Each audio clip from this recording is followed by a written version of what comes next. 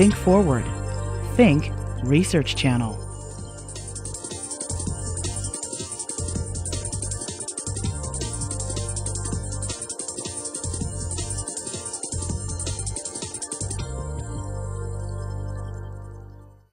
The opinions expressed in the following program are strictly those of the speaker. They do not necessarily reflect the views of the National Science Foundation.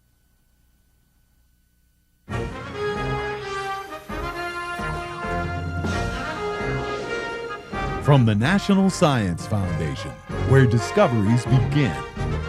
This is Frontier, discussions of today's most exciting research subjects by distinguished scientists and engineers working at the frontiers of knowledge. Can you please summarize a few of the findings from 2.5 years ago and then compare them to where we stand now? At the time the report came out, about 2.5 years ago, we took stock of where America stands in its competitive position. And probably the biggest handicap we face is one that deals with the cost of labor. You can hire 8 assembly workers in Mexico for the cost of 1 here. I was in a factory recently where you could hire 20 assembly workers in Vietnam for the cost of 1 in America. And it's not just assembly work. For example, you can hire 5 chemists in India or 8 engineers in China for the cost of 1 in America. And it would be a cruel injustice if we motivated others to become more competitive and then we did nothing. And we have great support. Nobody is opposed to our recommendations, but we got caught in a systemic failure. And our hope is that this year will be different. And there's some reason to be confident that it will. What do you think we need to get America to pay more attention to the issues that you outlined so beautifully? I've heard that we need another Sputnik. Could this happen without such a catapulting focus? You know, one of the problems is we've not had a Sputnik or a Pearl Harbor or a 9/11 that relates to the ability of Americans to compete for jobs. And if we are to have one of those, it'll change the name of the game overnight, I think.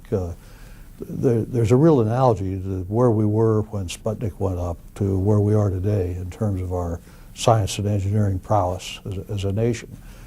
But hopefully we won't have a jolt of that type, that we're going to have to wake up on our own and take action on our own.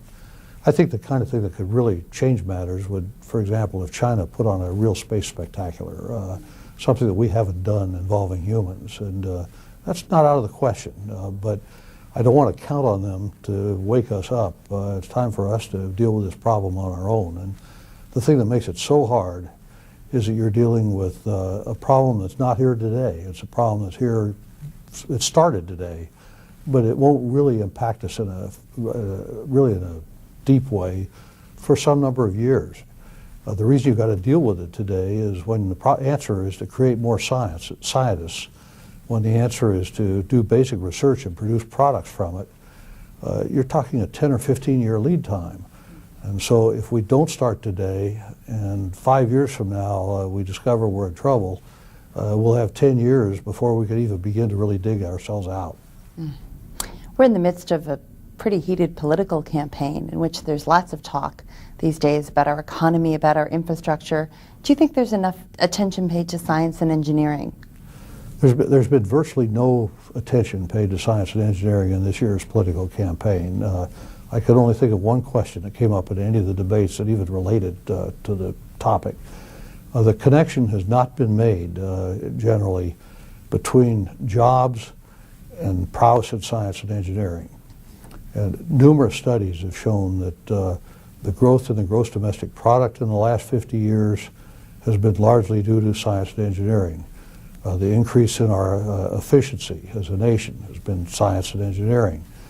But somehow we just haven't made that connection very well. My hope is that that will change with the kind of efforts that are underway with the Gathering Storm study.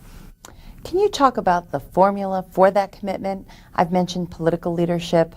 You're a man of industry, and at one point you were a man of government as well. Can you talk about that relationship between industry, academia, government? The issue of competitiveness is really an issue that cuts across our whole country and across our whole government as well. And that's what's made the solution so complicated. Take just government. The recommendations of the national academies were, they affected K through 12 education, investment in basic research, patent policy, immigration policy, visa policy, tax policy. And so you involve almost every committee in the Congress in trying to get a solution. In terms of the relationship with industry, government, and academia, industry in the past was a very strong supporter of basic research. Unfortunately, industry has largely abandoned the basic research endeavor. And it's done this because the marketplace pressures are for profits next quarter. Basic research takes 10 or 15 years to pay off. And so most companies, frankly, are cutting way back on basic research. And one can argue whether it's a wise decision. It probably is not a wise decision, but I think it's an inevitable decision if they want to survive. And so that's the kind of challenge we face. When time is done, I think we will find that we're going to have to have our government fund basic research. We'll have to have our universities perform most of it together with some of our special research institutes, and that the industry will have to focus on innovation, development, and entrepreneurialism. And that's a pretty good combination, but if the government doesn't start to train by funding basic research, that's the underpinning of everything, and we won't get to first base until the government devotes a lot more money as an investment in basic research. How has the government done in recent years? Well, the government in this country spends a reasonable amount on basic research, but not enough to make up for our disadvantage in such areas as the cost of labor, disadvantages in terms of the cost of moving goods. We're going to have to invest more. The national academies suggested doubling the basic research budget of the government over the next 7 years. And that would be a good start. It may not be enough. The thing we have to remember is that we're not just trying to be even with others, we've got to be better than others, and we've got to make up for the disadvantages we have. You spoke about K through 12 education. Let's talk about that a little bit more. What is America lacking in the area of education today? Why are American students not paying attention to math and science? If one looks at the attitude of Americans, particularly young Americans, towards math and science today, one finds it's very different from in most of the countries that I travel in.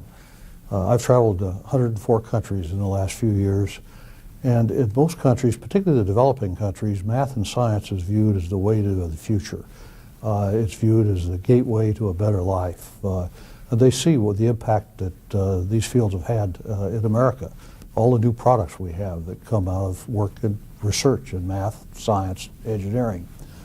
So it's somewhat of a dilemma to me, that a mystery to me, that there isn't more enthusiasm on the part of young people. And I think one has to kind of begin with the fact we need scientists and engineers who are capable of innovating, who could be creative. But to have those, you have to have young children who can understand math and science. Engineering differs from many professions, different from architecture or accounting or law or even medicine, in that in engineering or science, a young person really has to decide at about 8th grade whether they want to preserve the options to become a scientist or an engineer. They don't have to decide to be one, but they have to decide that they'll preserve the option. The reason for that is, of course, the hierarchical nature of an education in those fields. And if you don't study algebra, you can't take trigonometry, and if you don't take trigonometry, you can't take calculus, you can't take complex variables, and so on. So it's really at 8th grade that you've got to start working on young people. There's a lot of empirical evidence, that's pretty good evidence, in fact, that shows that most young people who are turned off by math and science, and unfortunately that's a lot of young people, they're turned off by 4th grade. And so it's really around 4th grade that the attention is required. It's either a teacher that's comes in and says, this stuff is really hard, it's boring, the kids pick that up, or it's a parent, a father that says their daughter, girls don't do science, and we lose so much talent at the very beginning of children's education. The committee on the Gathering Storm concluded that the number one thing that we could do to try to solve some of these problems would be to get teachers in the early grades who are qualified in math and science. Today, ironically, most children in our public schools will have a math teacher who doesn't have a degree in math and a science teacher who doesn't have a degree in science. And the teachers aren't able to answer the difficult questions. They can't answer questions about why is this relevant to the world, why do I need to know this, and they don't make it exciting. And if we could get teachers who were excited about these topics, who understood them, who could answer the second question that wasn't on the next page, that would be terrific. And I'm really not being critical of the teachers in the sense that what we do in this country is we'll take a phys ed teacher and say, go teach physics. And you can't expect them. Most of the physics teachers I know wouldn't be very good at phys ed either. So I think that's our challenge. I think you're right. They say, show me a Nobel laureate and I'll show you an intellectually curious 5-year-old. I'm looking at the 2008 Vannevar Bush Award winner. Did you have an insatiable appetite for science and engineering education at a young age? You know, I'm probably a little bit of an anomaly in that regard. I was an only child, and that often promotes interest in things as opposed to people. And so, yes, I enjoyed taking clocks apart, building airplanes out of wood sticks as we did in those days, and things like that. But to be very honest, I grew up in Colorado, and my goal in life was to be a forest ranger. So my interest in engineering, I always enjoyed math, I enjoyed science, and so the roots were there. But it wasn't until I headed off to college that I really wound up as an engineer. Well, you actually bring up an important point, because one of the criticisms that I've heard about our science and math education programs is that teachers educate only individuals who will be scientists, who know at an early age that they wish to be scientists, rather than educating all kids so that, exactly as you say, the option is open to them. Can you say a little more about the need for perhaps knowing science just as part of the liberal arts education? It's always intrigued me that a scientist or an engineer who can't quote Shakespeare is viewed as narrow. But a Shakespearean scholar who doesn't understand the second law of thermodynamics is viewed as very normal. And it's kind of an imbalance. And in this world we're moving into, where science and engineering are going to have such a dominant effect, we're really going to have to rethink our attitudes in that regard. I think that most liberal arts students are going to have to understand at least the rudiments of science if they're going to survive in the 21st century. They'll have to be able to operate a computer, have to operate an iPod. Granted, they don't have to understand how to design an iPod, but if they're going to have jobs, they're going to have some understanding of science and engineering, and we don't do a very good job of that today for the general public. Now, you've spent a lot of attention writing books on this topic. You mentioned Shakespeare, and I'm thinking of your book, Shakespeare in Charge.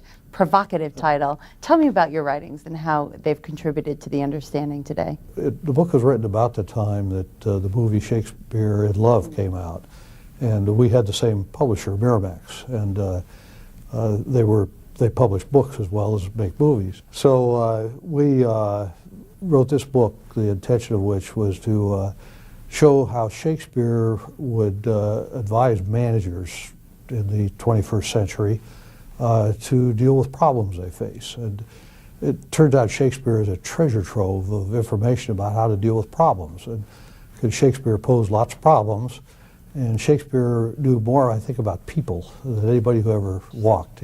Shakespeare understood people. And most of the issues you deal with in life and business, they have people involved in them at the root. And so Shakespeare is a great source of advice. Let's talk a little bit more about education and the process of critical thinking. And you're getting right at it when you're talking about the way other people think, Shakespeare. Can the scientific method be useful in other disciplines?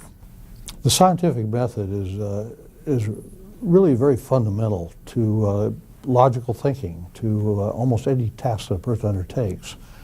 And scientists, as a result, tend to be very good at dealing with broad issues.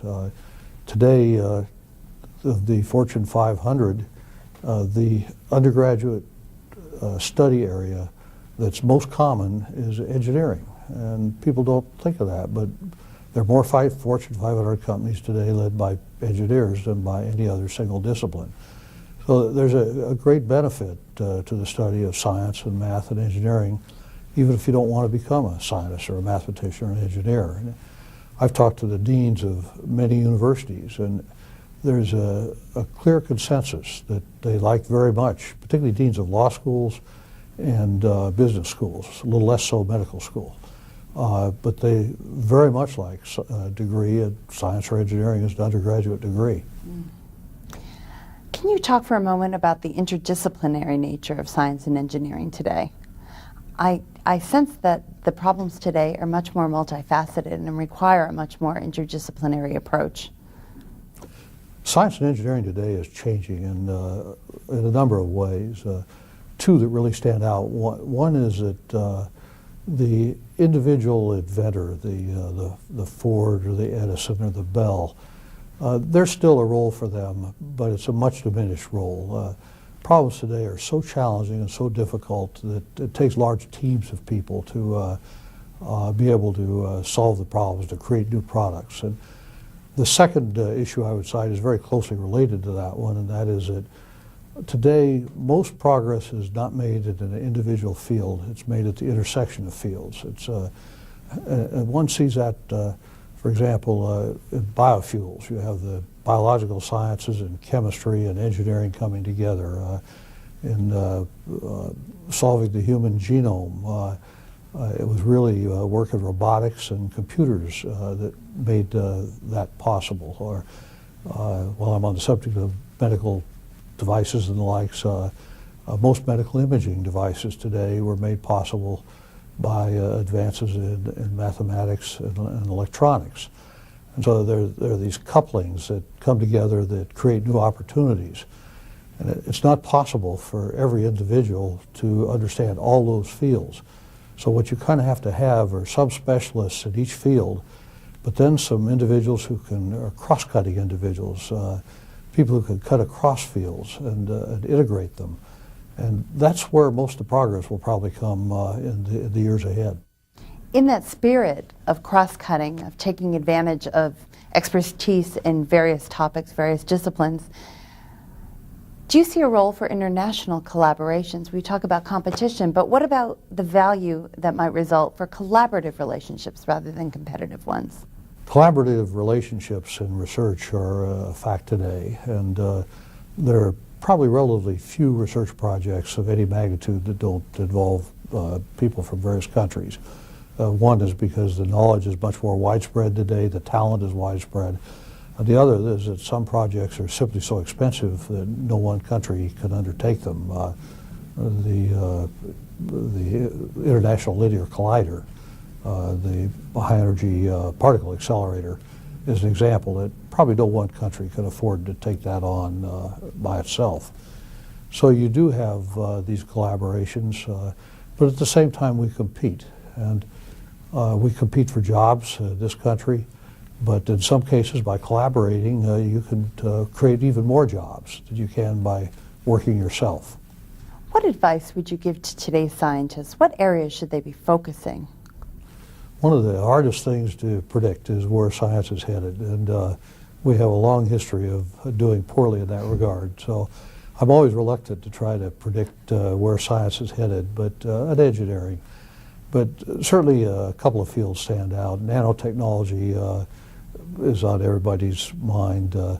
Information systems clearly will have a huge impact, and I realize that's a rather broad definition, but that's intentional because it's hard to say what aspect. And certainly the biosciences, dealing with the most fundamental aspects of biology and life are likely to have a huge impact. And For example, the idea that we're going to be able to tailor-make drugs to individuals, and that we can tell ahead of time what drug will cure you and what drug might make you sick with a side effect. So those are three fields that I would look to, but the one thing you can usually be sure of is it'll be some field that pops up that you never thought of that'll produce the breakthrough. The Vannevar Bush Award is largely an award based on your distinguished lifelong career.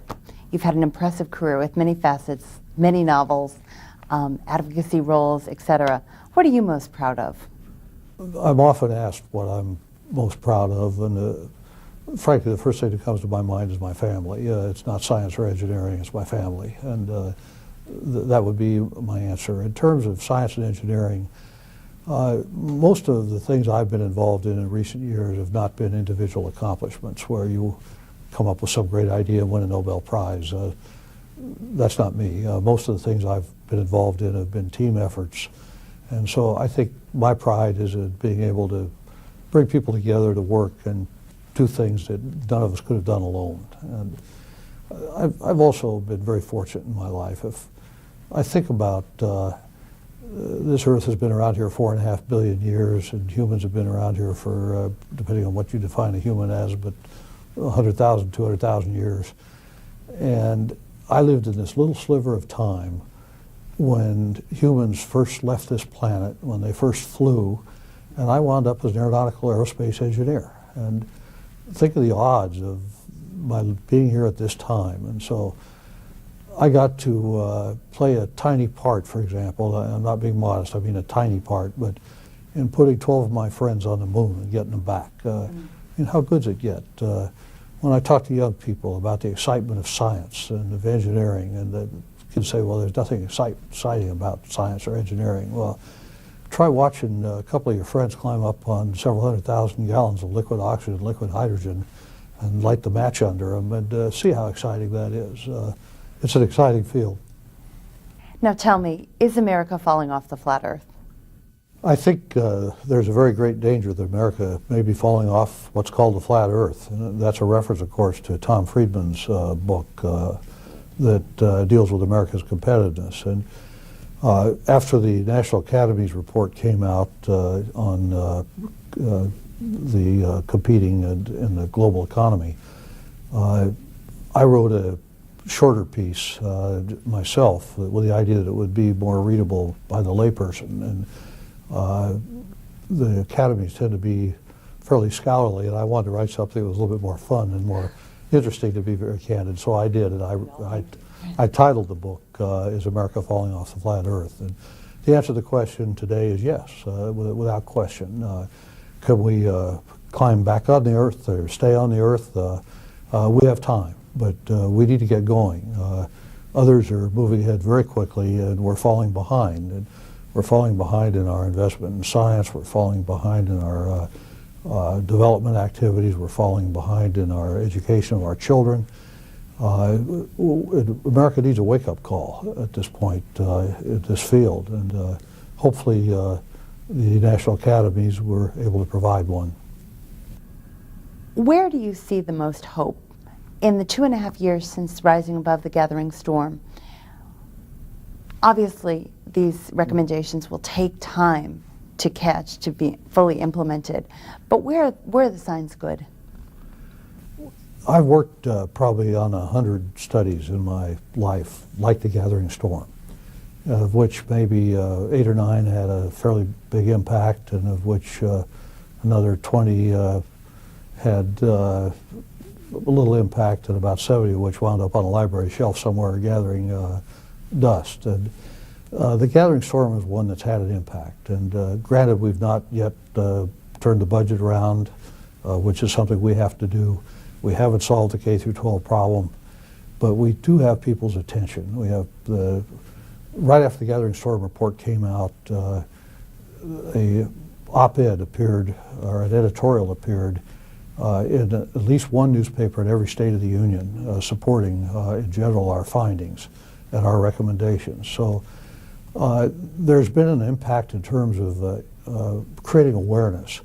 When one wanders around Capitol Hill, which I do a moderate amount Most everybody's aware of the Gathering Storm Report. In fact, you see it sitting around a lot. I was in an office today and it was sitting on the individual's coffee table. So there's an awareness of the importance of this issue, but we've got to turn that into actions. And this is a problem that we didn't create in 1 year. It's taken us 10 or 20 years of neglect.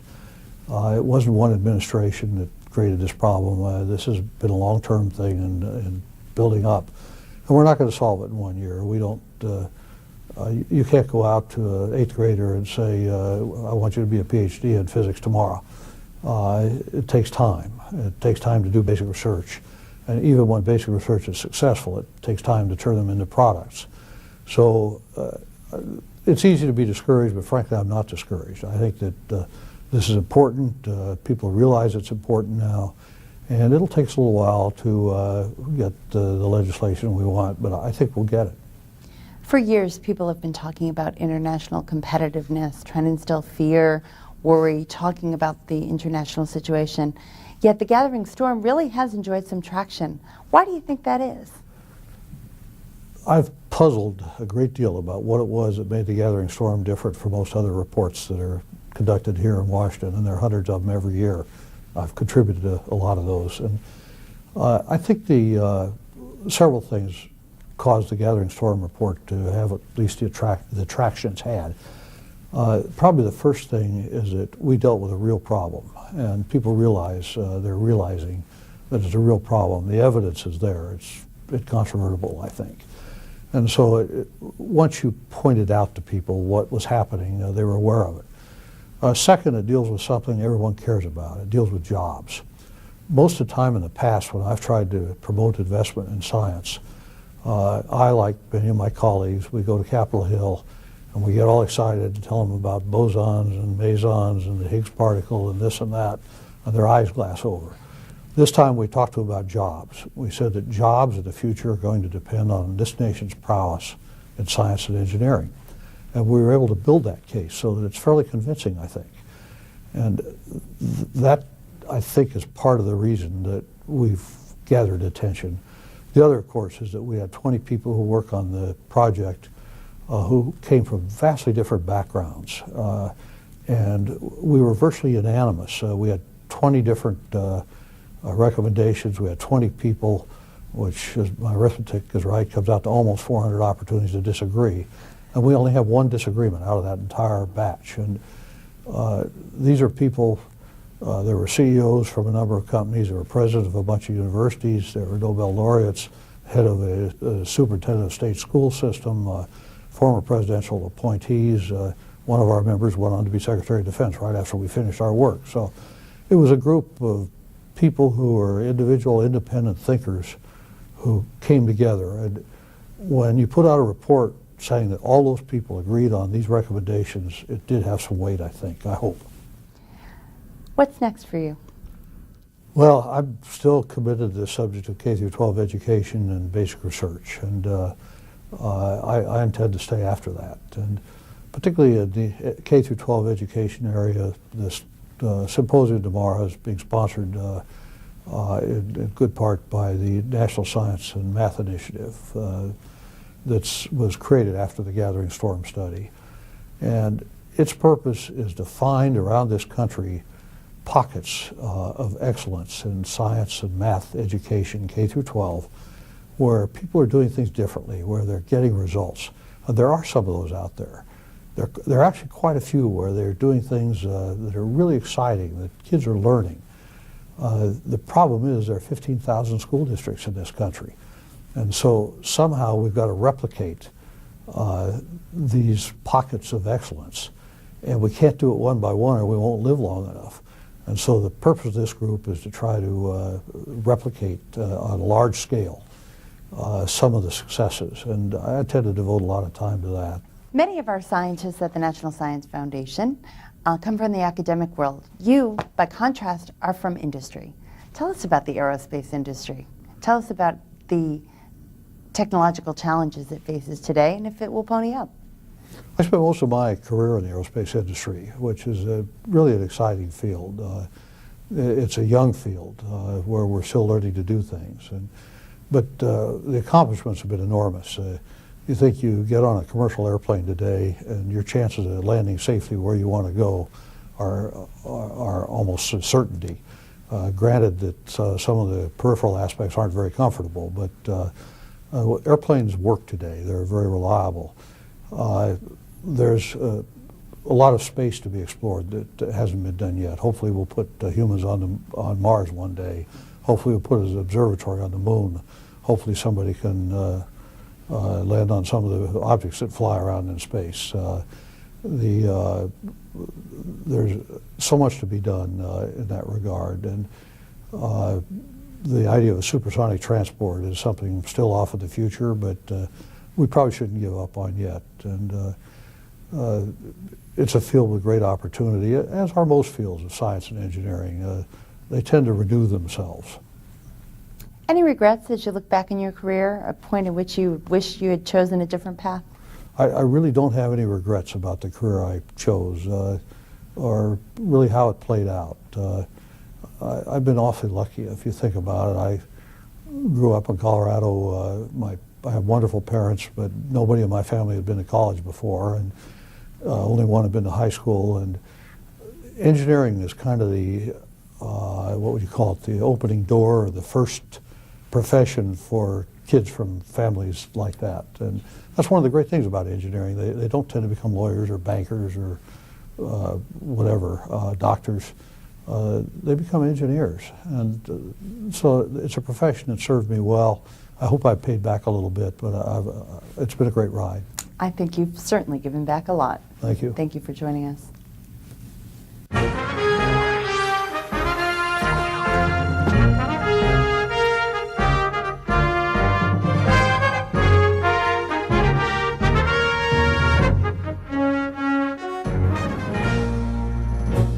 We're driving up to the home of Mike Stridsky, to the first totally energy self-sufficient solar hydrogen house in the country, here in the middle of nowhere, New Jersey, as a matter of fact. Hopewell, New Jersey.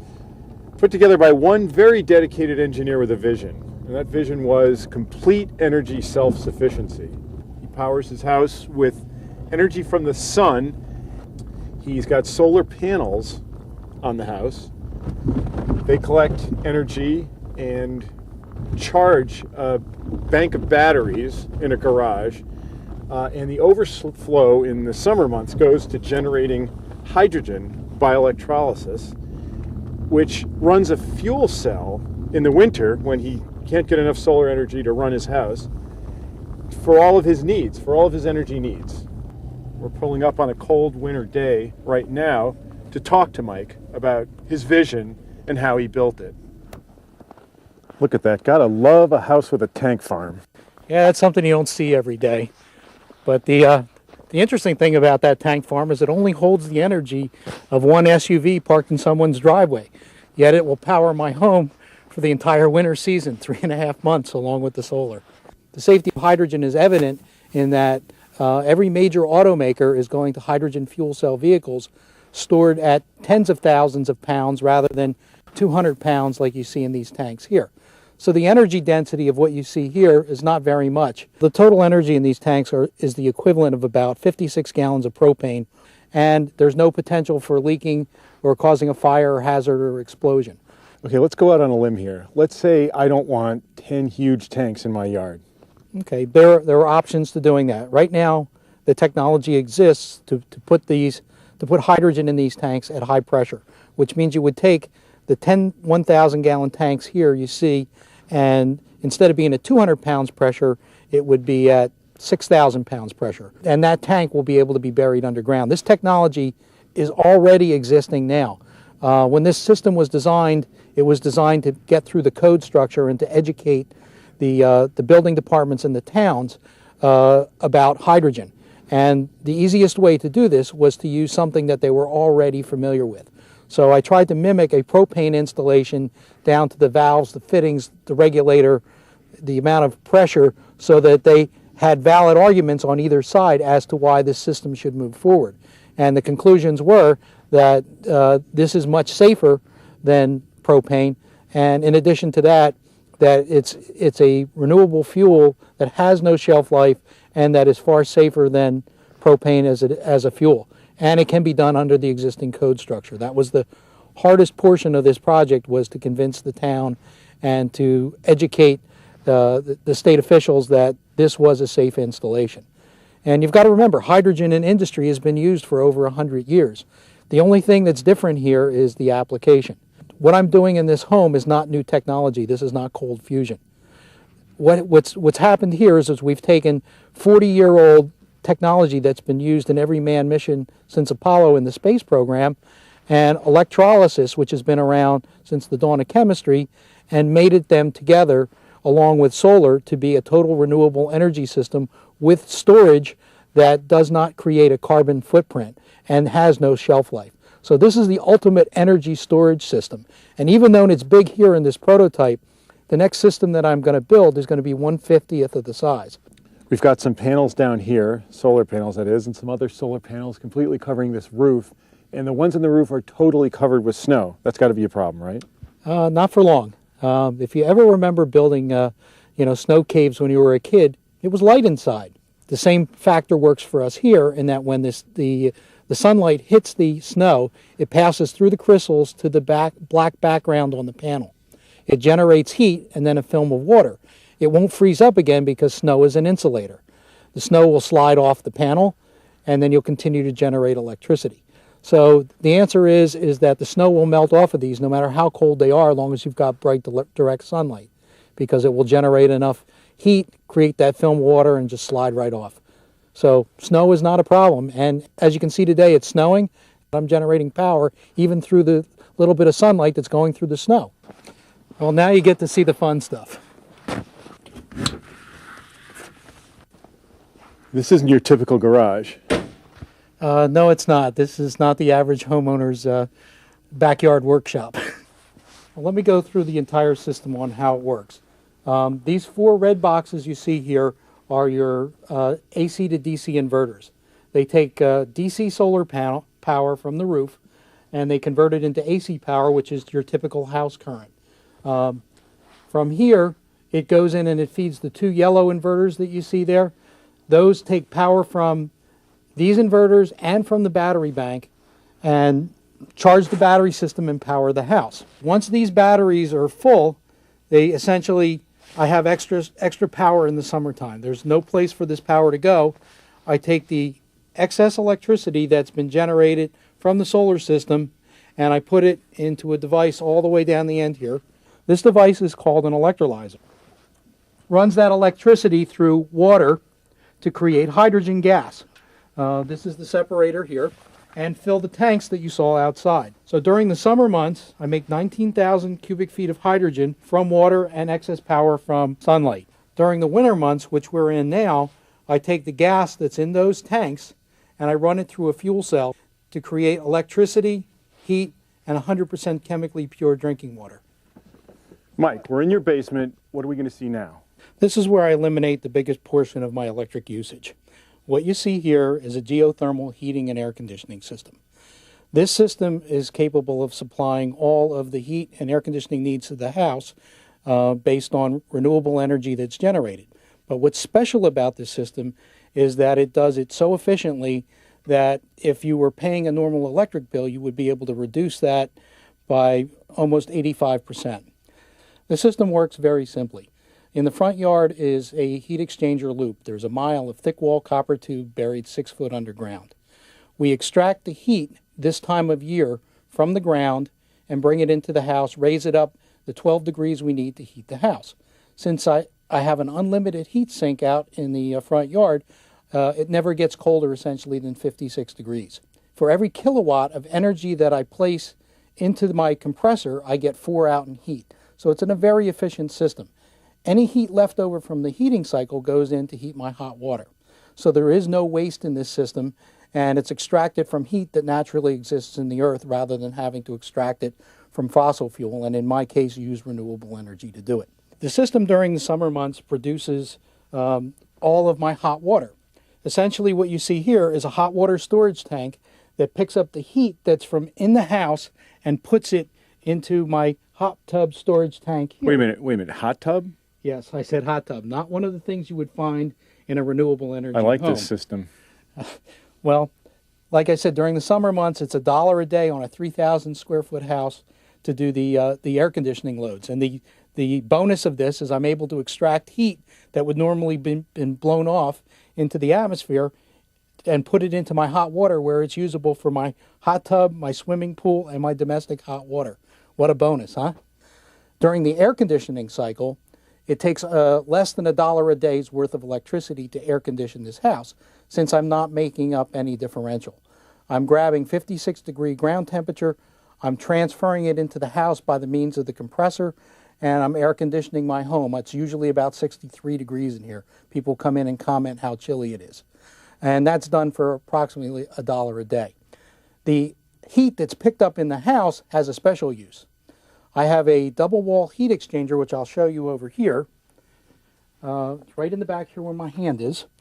And the heat exchanger essentially runs the hot gas that was picked up into a house through a double wall and then stores that hot water into this center tank here, which is my hot water storage tank. From here it goes to feed my hot tub and my domestic hot water.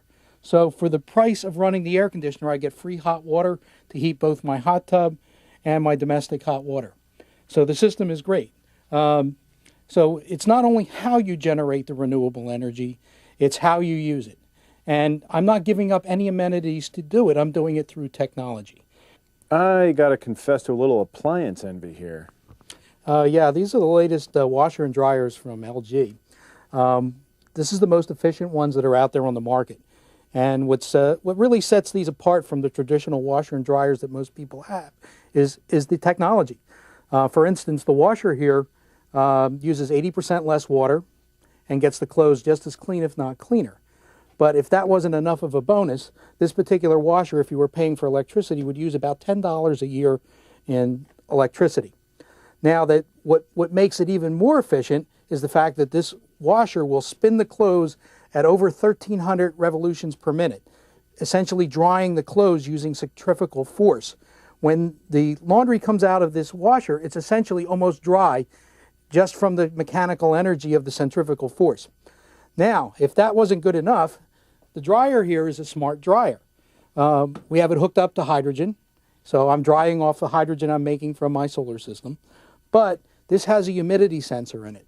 So regardless of where you have the dry cycle set, it will only run till the clothes are dry. Unlike a conventional dryer that when you turn it on and run 20 minutes, it runs 20 minutes even if the clothes are dry in 10. So you save all of that energy that would normally be wasted.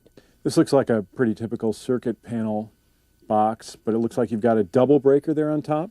Yeah, this is a special panel that was designed specifically for this application. I'm able to take the renewable energy from down in the garage and be able to distribute it at will between either side of the grid. This has a special double breaker along the top that can be thrown to tie onto the grid, where I can cross over from renewable energy to grid energy for service factors. Now, think about what this means, what I've just done here. I'm able to take energy that was generated during the summertime, store it as zero emissions fuel, and I'm using it during the winter months when I have the most demand. I mean, how many times as a kid did you wish that you could capture that heat from those hot summer days and use it to heat your house on those cold winter nights? Well, I've made all that possible. This is the perfect way of doing it, creating no pollution in the process and having a zero carbon footprint all the way. You're not recycling batteries into the environment. And just to give you an idea of the significance, it would take 60,000 pounds of batteries that you have to replace every 3 years to store the amount of energy that I have in those tanks. Hydrogen is the battery that never goes bad, never has a shelf life. So it really is the ultimate renewable, it isn't a fuel, it's an energy carrier. The ultimate renewable fuel obviously is sun, wind, or hydro. But you can't always get all those resources everywhere or only capture them when the sun shines. This system captures that energy whenever it's available, and you can use it whenever it's available, months, years, decades from now. Think how significant that really is.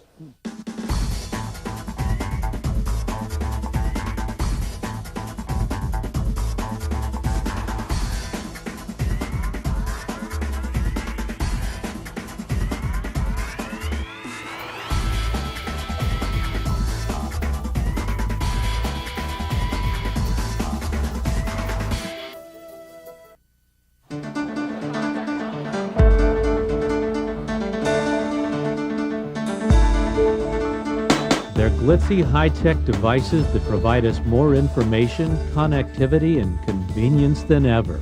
They've transformed the way we do so many things, one is tempted to label them as magical. But open up this digital wizardry and you'll instead see metal and plastic, the results of years of hard research and brilliant engineering. You'll also see future electronic garbage, harmful to human health and the environment. E-waste is the fastest growing segment of hazardous waste worldwide.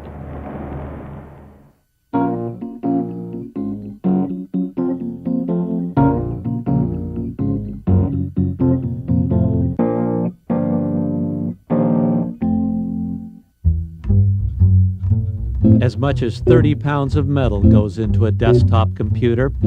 Engineers weave together copper, tin, lead, even an ounce or so of gold and other metals, along with plastics and chemical compounds. Materials are mined from the earth, refined, crafted into components, and assembled. Each step balances economy and environment, worth and waste. In the end, maybe you have a computer, a cell phone, or a high-definition television. While these devices are useful, they are made from materials that can't simply be thrown away. Metals and plastics present hazards if recycled improperly, something that is happening all too often as waste is often shipped to Africa, India, and China. Consumers worldwide snap them up, but their lives are short. Even when obsolete electronics are reused, eventually they become e-waste. And all too soon they end up here. Or worse, here. Or even worse, here. Europeans discard 6 million tons of e-waste every year. Up to 5 metric tons end up in U.S. landfills. China discards 14 million computers a year. Worldwide, 20 to 50 metric tons of e-waste are generated each year, and the amount is growing. As more developing countries use electronics, the problem will grow, especially in countries where environmental regulations are weak or non-existent. The European Union is moving to force manufacturers to take back products that have reached the end of their useful life through a program called weve, and to remove certain hazardous substances from electronics, a program called ROS. Japan has also enacted similar laws. Backers hope such legislation will force manufacturers to consider end-of-life issues at the design phase. But green engineering design, also called eco-design, is a complex idea that usually involves many companies working together on just one product. If you are in charge for, let's say, for the waste management of your products, you may start thinking in another way on designing it at the very beginning.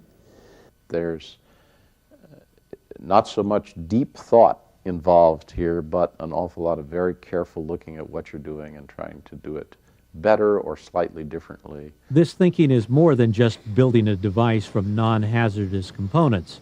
It's about analyzing the device's environmental impact over its entire life cycle. If you make a life cycle assessment, you could realize which are the most important part of the life cycle.